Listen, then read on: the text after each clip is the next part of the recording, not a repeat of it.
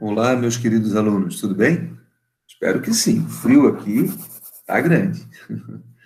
Bom, nós vamos dar continuidade ao nosso assunto, que é a República Velha, e dando uma abordagem hoje mais específica a um movimento chamado de tenentismo. Como o próprio nome diz, é um movimento organizado por militares, e na maioria, tenentes. Se refere aos tenentes por conta de que a maioria desses líderes desses movimentos eram jovens, e os tenentes são os mais jovens oficiais. Contava-se também com alguns capitães como líderes desses movimentos, não é apenas de tenentes. E esses tenentes se rebelaram com a República, se revoltaram com a República, por conta principalmente dos abusos cometidos pelos latifundiários, que estavam sempre no poder. E nós já falamos aqui que, principalmente na República Velha, destacavam-se os latifundiários de São Paulo e de Minas Gerais. São Paulo, produtora de café, Minas Gerais, produtora de gado leiteiro.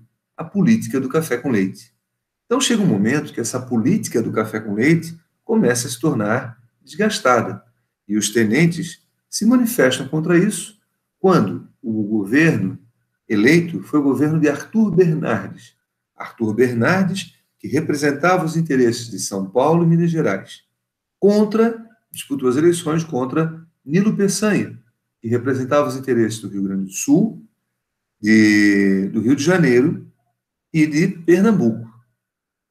Mas Nilo Peçanha perde as eleições e Arthur Bernardes ganha as eleições. As eleições vitoriosas nas mãos de Arthur Bernardes levam a acreditar que havia corrupção, que havia fraude no resultado das eleições, o que já se desconfiava há muito tempo. A coisa se torna ainda pior quando Arthur Bernardes, eleito, faz críticas pesadas aos militares.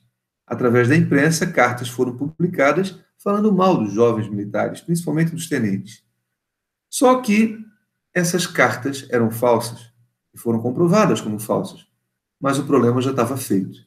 A imagem de Arthur Bernardes, ela já começa a ser uma imagem criticada por parte dos jovens tenentes. E a coisa se complica quando Arthur Bernardes mandou fechar o clube militar e prender Hermes da Fonseca, que era um militar que já havia sido presidente da República.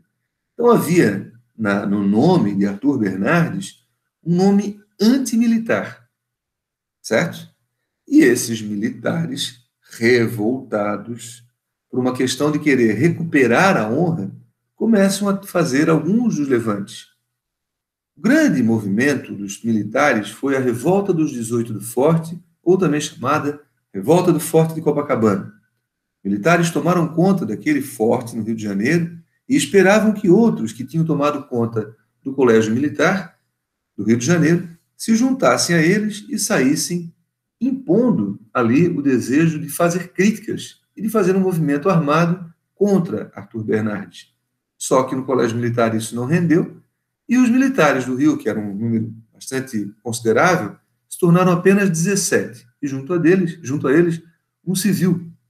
Saíram 18 homens marchando armados pela praia de Copacabana até serem alvejados por tropas do Exército.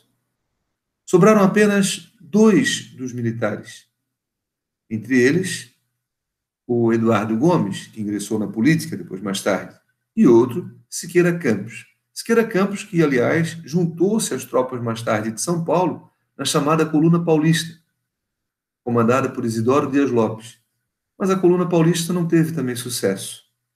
Sucesso mesmo teve uma outra expedição militar, um outro movimento tenentista, comandado pelo capitão Luiz Carlos Prestes.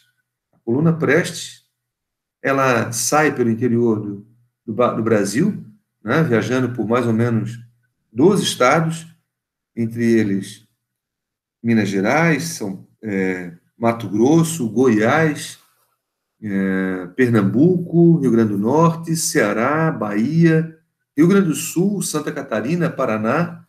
Então, foram estados, Paraíba, foram estados que se envolveram em tentar combater o poder dos latifundiários no interior do Brasil. Mas que, diferentemente dos outros, contaram com apoio popular, contaram com a simpatia da população. Por isso, houve uma resistência bem maior. Por isso que eu chamo até de sucesso. Eles não chegaram a acabar com o coronelismo, mas exerceram pela primeira vez uma grande reação organizada. Eles não tinham lá intuito muito organizados. Eles eram até liberais em termos de conquistas sociais, mas com relação à política, eles eram bastante conservadores. Por isso, talvez não tivesse dado certo também. Mas serviram de crítica pesada aos latifundiários, o que favoreceu, mais tarde, a posse de Getúlio Vargas. Nas eleições de 1930, ele perde, mas ele entra através de uma revolução ou golpe. Mas isso é um outro assunto. Tá? Vamos terminar por aqui. Beijão para vocês. Não deixe de fazer atividade, de ler as propostas ali das leituras. E uma boa semana para todos. Tchau, tchau.